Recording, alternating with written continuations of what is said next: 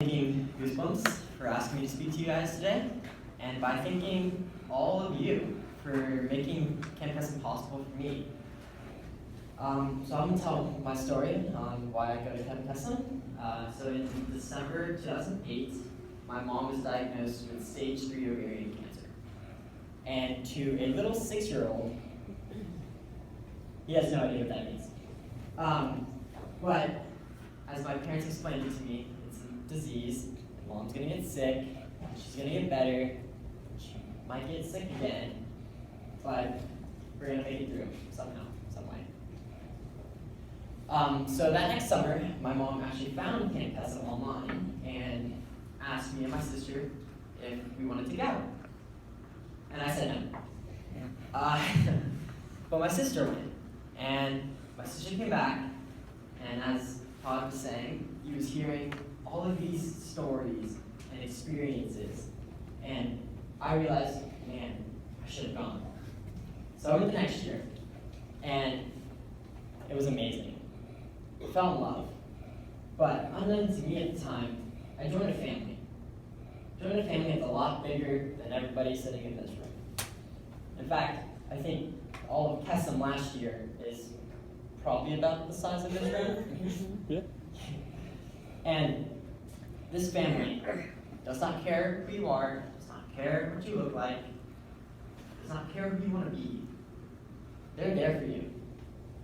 And whether it's showing up to school sporting events or family funerals, or some of the counselors even write birthday letters to you, they love you, and they care about you so much more than we care about them sometimes.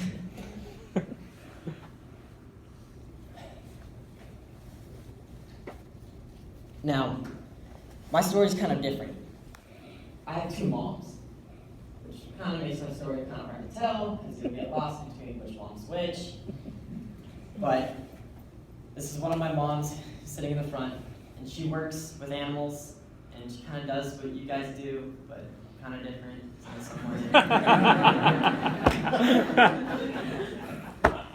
She tries to explain it to me. She uses way too many big words, and it kind of just loses interest, and I find my phone.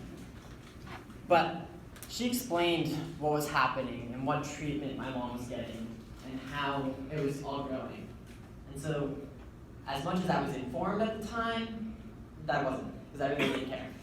Or didn't really know what was happening, and I just saw that my mom was sick, and that was a bad thing.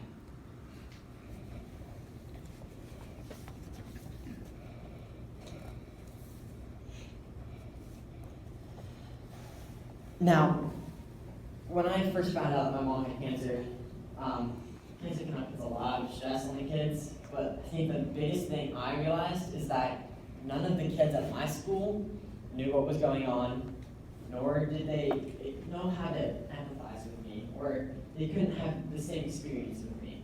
And so it was hard to share what was going on at home, or express how I was feeling at school, because no one understood.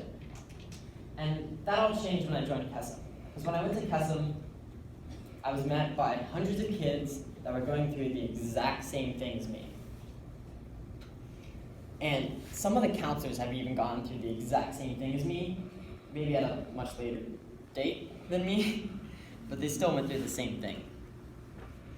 And these counselors will do the world for some of us.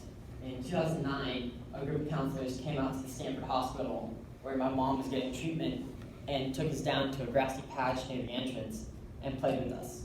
We sang songs at the top of our lungs, like no one was watching us, and we played tag in the front.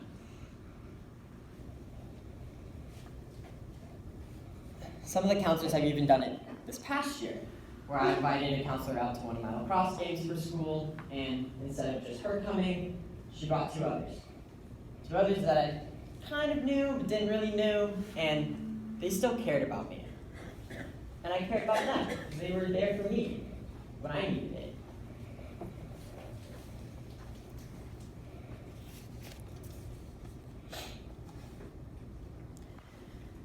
Now, we all connect, and you'll hear this a lot, that we bond and we share experiences, and it's kind of weird because it kind of happens in like the snap of a finger.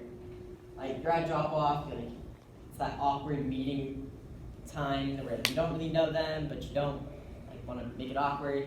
So you don't really talk to each other. But then you get to Kesem and you walk into the cabin and boom, you're bonded. Because now you've just started the week where you actually get to know them. And it's not like that facade you kind of put on at school where like you're happy all the time, but it's the real you.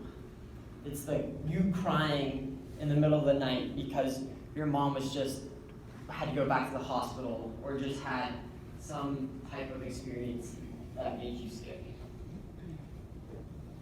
And so, about 2 years ago, a camper named JJ, who he's going to be JJ because we have the same name, it's hard to tell us apart, but he reached out to me right before I was giving a speech at Camp Kesem Stanford, Make the Magic. He reached out to me and told me what was going on. His mom had to go back into the hospital and get scanned to see if her cancer had returned. And he was having a tough time dealing with the whole event again. So I reached out to the director, that was Bud at the time, and he told me, don't worry about it. He's gonna have a seat at this event tonight. And I was like, perfect. And it showed me that some of these counselors will make time and space, even in their crazy busy Stanford schedules, to invite you out so that you can be surrounded by people that love you and by people that understand what you're going through, and that you can talk to them.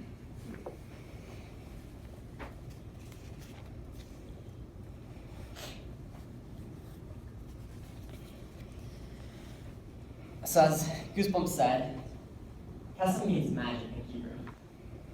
And a lot of people wonder what that magic is. And I know Goosebumps said it's the bonds we make, but that's not really the magic. That's the family part of Kesem. That's us, right? And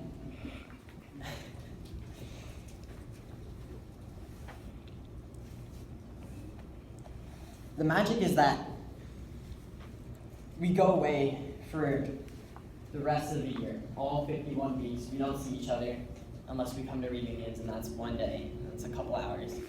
And so these bonds kind of stop when we leave Kesem. But it's funny because even if someone reaches out, and it could be randomly, those bonds instantly pick back up where they had left off. And that happens at Kesem. We go there, we haven't seen each other for a year, but it's like we never left. It's like we never stopped seeing each other. It's kind of like we go to school to each other.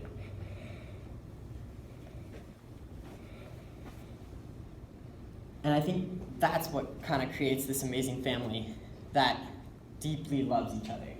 Even though we see each other once a week, or 1 week in a year. But we don't really care about the rest of the other time, because we are in that moment at that time during that week. We love each other extremely.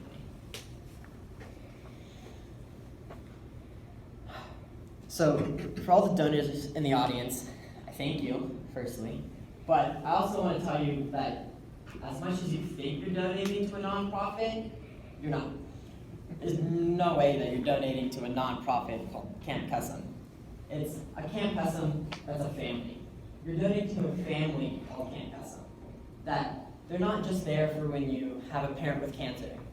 They're there for you when you're wanting to look at colleges that you're applying to, or you're filling out high school applications, and they're going to help you write your essay, or they're going to show you around a college campus, or they're going to hook you up with their parent that was an alumni to that college, and they're going to explain what that college is like. And all of these counselors help you in every aspect of your life, no matter what time it is in your life.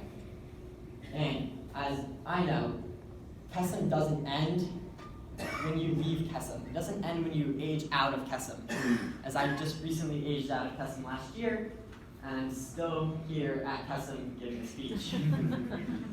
And this is also shown through the counselors that age out of Kesem when they graduate safely. I had a counselor that was in my unit during Yellow Unit when I was 7. And he moved to Switzerland to get his PhD his name is Gizmo. His real name, not too sure what that is. But he goes by Gizmo, and everybody loves him. He flew back to California for one day just so he could come visit us at the beach on our last day. Now, it's kind of crazy because he was only here for like, I think, 18 hours in total, right? Yeah. And he literally texted another counselor that was in my unit during yellow that had work. And he's like, oh no, I can't go, I have work. And he's like, no, you can come. You don't need to worry about work. Work's for tomorrow.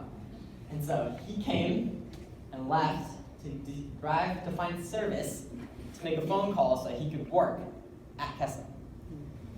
Which I think that shows how far some of these counselors would go to see the ones they love so much.